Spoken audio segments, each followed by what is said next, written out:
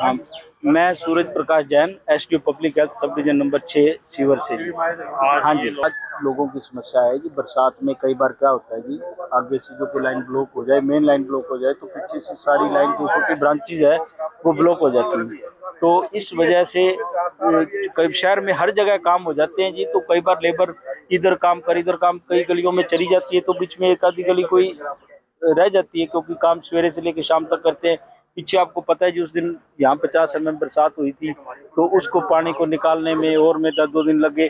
2-3 दिन सीएम साहब आए थे, उधर बिजी हो गए। तो बाकी ऐसी कोई बात नहीं, इनकी समस्या मैंने सुन ली है, इनकी समस्या जल्द ही पूरी तरीके से हल करवा देंगे। एक बार मैं पानी उठवा के ताकि गली साफ करवा दें, फिर इसकी जेटिंग मशीन चलवा के हम सुपर सकर चलवा के और सफाई करवा देंगे वो पूरी लाइन की। सही काम था। सीएम साहब आए थे, आपको बारिश बड़ी जबरदस्त हुई थी और गलियों गलियों में पानी भर गया, लेकिन रात को 2 घंटे बाद पानी निकल गया। वो ऐसा था, मैं बताता हूँ जी। उसमें क्या था, सुबह हमने पहले दिन और नेक्स्ट डे सारा स्टाफ हमने वहीं बुला रखा था स्टेडियम में, ताकि भी स्टेडियम का पानी निकल जाए, सीएम साहब आ जाए, क्योंकि हमें ऊपर से इंस्ट्रक्शन थी भाई कहीं यहाँ पानी खड़ा रहा तो सीएम साहब का कैंसिल ना करना पड़ जाए। तो इसलिए पहले हमने सारा स्टाफ वहां लगा दिया। सीएम साहब के जाते ही हमने सारा स्टाफ बाजारों में गलियों में लगा दिया और वो पानी निकाल दिया, चाहे पंपिंग से निकाला हो चाहे कैसे भी निकला हो, हमने सारा प्रॉपर कर दिया था और पूरे शहर को सब स्वच्छ कर दिया। अब उसके बाद में बारिश हुई है, लेकिन उसका छिट्टा भर भी पानी नहीं निकला है। रोड के ऊपर पानी जमा हुआ है। प्रणामी मंदिर चल जाओ, जैन चौक चले। प्रणामी मंदिर मैंने आपको पहले बता दिया जी। प्रणामी मंदिर क्या है जी, हमारी जो सिल्ट क्लीनिंग का काम चल रहा है बड़ी सर्कुलर रोड का, उस वजह से उनको काम करने के लिए पानी थोड़ा सा प्लग करना पड़ता है, कुछ लाइनें तो उन्होंने प्लग करी है, तो उसको सुबह तो खोल देते हैं, लेकिन उसमें पानी थोड़ा कम चलता है, तो उसमें इसलिए थोड़ी दिक्कत आ रही है। 3-4 दिन की दिक्कत हो रही है। डाबर कॉलोनी की बात करें तो वहाँ पे गलियां नहर बनी हुई है।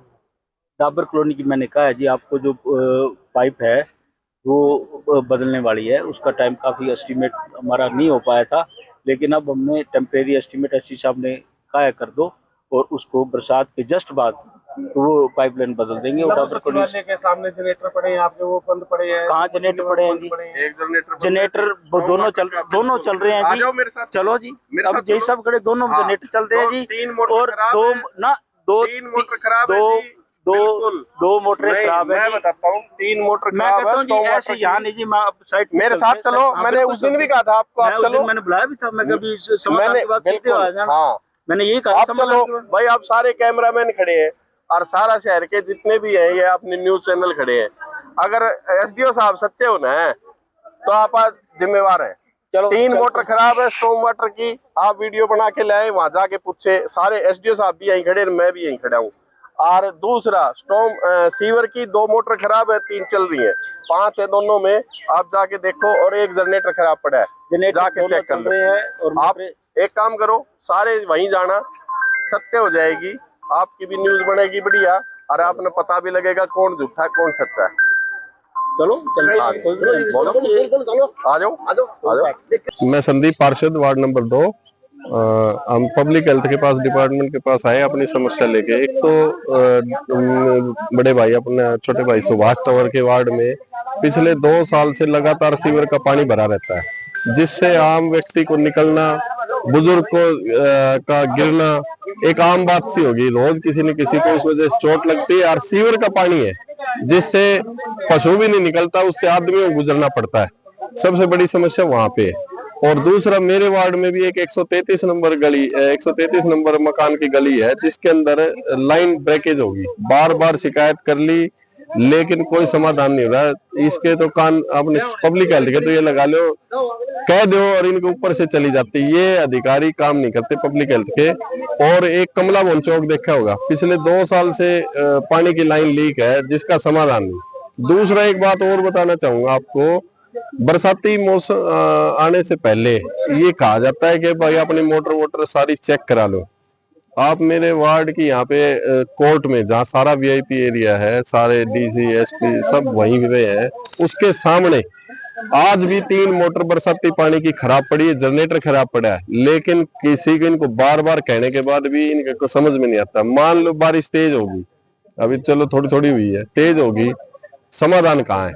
इनके पास मोटर ही ठीक नहीं, इनका जनरेटर ठीक नहीं है, इनके एचटीपी की मोटर ठीक नहीं है। 3 ही मोटर चलती जिसमें 2 खराब है, और बरसाती पानी की 2 चलती जिसमें से 3 खराब है। 5 मोटरें टोटल और 3 खराब पड़ी हैं। हम आज इसी की बात के समाधान के लिए आए। अगर ये ठोस समाधान की वो करते हैं तो ठीक है, नहीं तो यही धरने पे बैठेंगे। मैं नगर पार्षद हूँ, वार्ड नंबर 17 से सुभाष टावर। मेरे वार्ड नंबर 7 की डाबर कॉलोनी की गली है 27 नंबर, उसके आसपास की गलियां भी हैं जिनमें लगातार पानी भरा रहता है।